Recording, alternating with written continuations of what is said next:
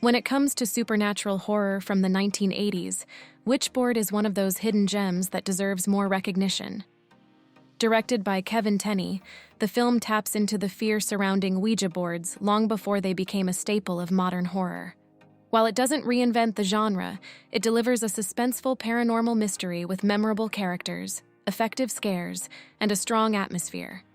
The story follows Linda Brewster, who becomes fascinated with a Ouija board after using it at a friend's party.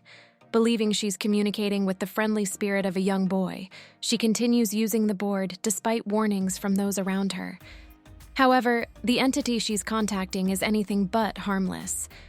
As strange accidents and brutal deaths begin to occur, Linda's boyfriend Jim and her former boyfriend Brandon must uncover the truth before the evil spirit claims Linda as its next victim. The film features 3 central characters who each bring something different to the story. Linda is an easy protagonist to sympathize with. Her curiosity about the Ouija board never feels forced, making her gradual descent into danger believable.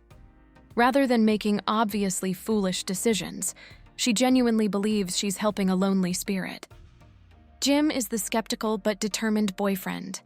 As the supernatural events escalate, he transforms into the film's primary hero, willing to risk everything to save Linda.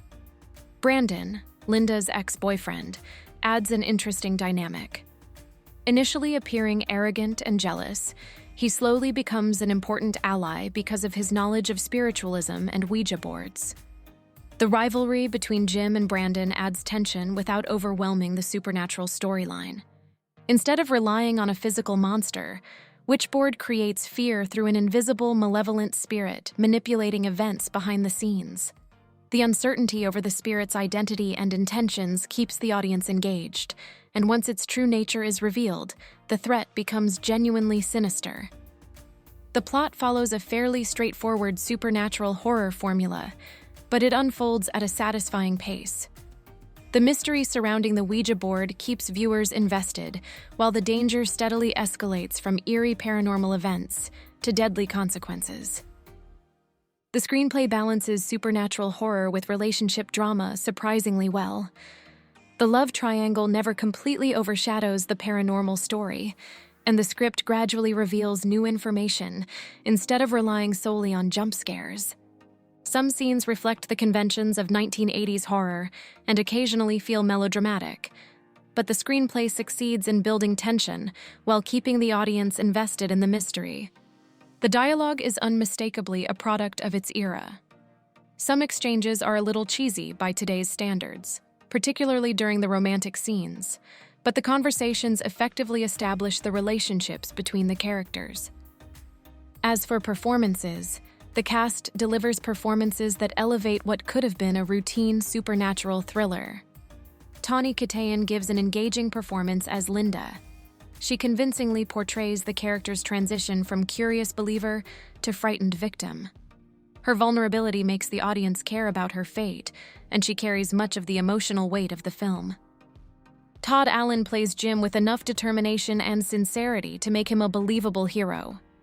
Rather than simply being an action-oriented protagonist, Jim feels like an ordinary man trying to protect someone he loves against forces he doesn't understand. Nichols arguably delivers the film's most interesting performance as Brandon. He begins as a somewhat unlikable former boyfriend, but Nichols gradually reveals layers of concern and expertise that transform Brandon into one of the story's strongest characters. His chemistry with both Linda and Jim helps keep the interpersonal conflict engaging. The supporting cast performs well, and despite a few moments of overacting that were common in 1980s horror films, the performances remain consistently entertaining and believable enough to support the escalating supernatural events.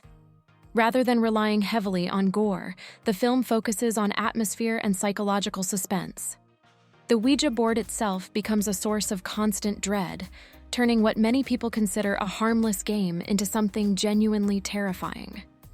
The supernatural manifestations are handled effectively, with moving objects, unexplained noises, eerie seances, ghostly communications, and invisible attacks creating an ever-present sense of danger.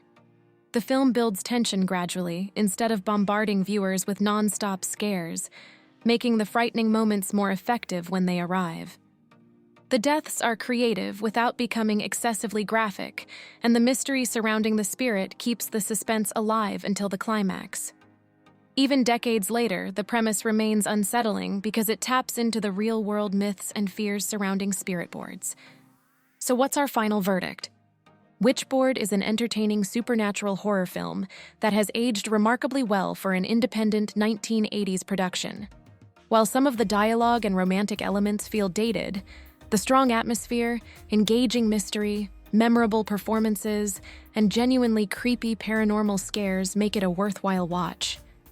If you're a fan of classic supernatural horror, haunted objects, or slow-burning ghost stories, Witchboard is definitely worth adding to your watch list. If you enjoyed this review, be sure to like, comment, and subscribe for more movie reviews, horror retrospectives, and classic film discussions. Thanks for watching.